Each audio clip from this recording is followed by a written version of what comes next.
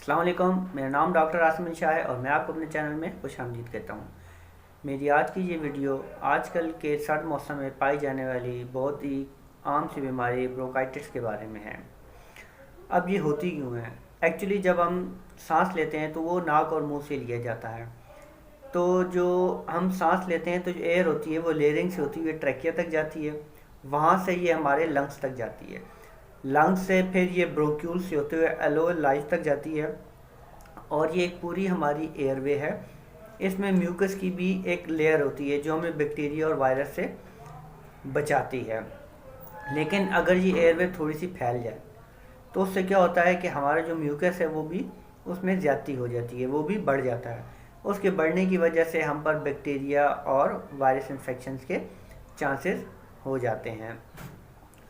तो उसकी वजह से जाहिर सी बात है फिर हमें खांसी शुरू हो जाती है।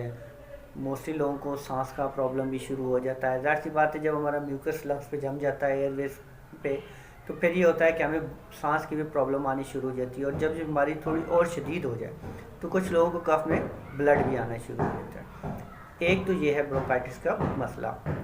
दूसरा ये जेनेटिक्स की वजह से होती है, यानी आपको ये मोरूसी आपके वालदैन में से किसी को तो ये वहाँ से आप में ट्रांसफ़र हो जाती है। तीसरी जो इसकी मेन वजह है वो है एलर्जी। एलर्जी की वजह से भी लोगों को ये प्रॉब्लम बहुत ज़्यादा हो जाती है। और एक और वजह है कि अगर बचपन में आपको निमोनिया हो तो फिर भी 70 से 80% चांस होते हैं कि आपको ब्रोंकाइटिस हो जाती है। जब ये होता है तो उसमें क्या होता है कि आपको बहुत ज़्यादा खांसी रहती है, हल्की हल्की खांसी रहती है। आप जब सांस लेते हैं तो आपके सीने में खुरखुराहट सी होती है, गड़गड़ाहट सी आती रहती है, हमेशा कफ बना रहता है। सुबह आप उठते हैं तो आपको बहुत ज़्यादा जो है वो बलगम निकलना आ जाता है। इसकी वजह से आपका ऑक्सीजन लेवल भी कम होता है, यानी आपको जब बहुत ज़्यादा ब्रोंकाइटिस का प्रॉब्लम रहे तो आपका जो ऑक्सीजन लेवल है वो भी कम रहना शुरू हो जाता है। वो राउंड अबाउट 80-90 के करीब रहता है, इससे ऊपर नहीं जाता। आपको काम करते हैं, वॉक करते हैं, सीढ़ियाँ चलते हैं, बहुत जल्दी आपको जो है वो थकावट होनी शुरू हो जाती है। इसकी वजह से ये है कि आपका जो लंग्स में जो है वो इन्फेक्शंस भी होना शुरू हो जाती है। ये तो हो गया ब्रोंकाइटिस के जो है मसाइल और वो किस वजह से होती है और उसकी निशानियाँ क्या क्या हैं। अब मैं आपको इसकी कुछ होम्योपैथिक मेडिसिन बताता हूँ। इसमें एक डाइल्यूशन कम्बिनेशन है, यानी आपकी पोटेंशियाँ 2 यूज़ करें, और एक बायोकेमिक सॉल्ट है, बायोकेमिक्स नंबर 6 जो है वो बहुत अच्छा है, और एक मदर टिंचर है। तो पहले मैं आपको डाइल्यूशंस के बारे में बता देता हूँ। सबसे पहली जो हमारी मेडिसिन है वो एंटीमोनियम टार्ट है। ये आपने 200 पोटेंसी में यूज़ करनी है। इसमें जिन लोगों को बहुत ज़्यादा म्यूकस आता है, खांसी लगी रहती है, तो वो एंटीमोनियम टार्ट 200 2 बूंद सुबह ले लें और 2 बूंद रात के वक्त ले लें। इसके साथ जो दूसरी मेडिसिन है वो हिस्टामोनियम 200 है।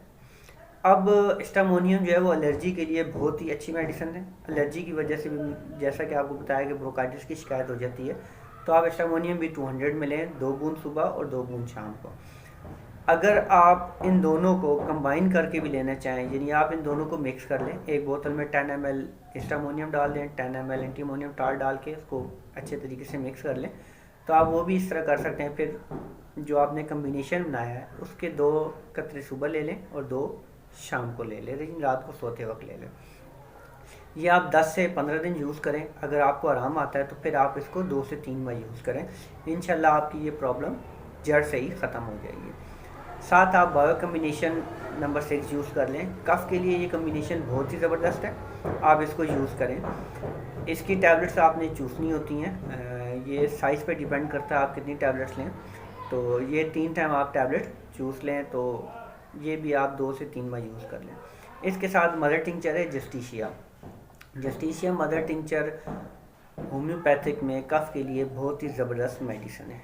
आप जस्टिशिया के 20 drops half cup of water में नीम गर्म पानी में मिक्स करें और उसको दिन में 3 बार लेना शुरू करते हैं। तो इंशाल्लाह एक कम्बिनेशन, एक बायोकेमिक साल्ट और साथ मदर टिंचर आप 2 से 3 बार यूज़ करें तो आपकी ये बीमारी जड़ से ख़त्म हो जाएगी। इसके साथ साथ आपने ठंडी चीज़ों से परहेज़ करना है, जैसे फ्रिज में रखी हुई कोई भी चीज़, अंडा आपने नहीं खाना, दही आपने नहीं खाना, और आपको ख़ुद ही अंदाज़ा हो जाएगा कि आपकी किन चीज़ों से एलर्जी है, उनके लेने से आपकी ये बीमारी बढ़ जाती है, आप उस दिन ज़्यादा तंग होते हैं, तो आप ऐसी तमाम चीज़ों से परहेज़ कर लें।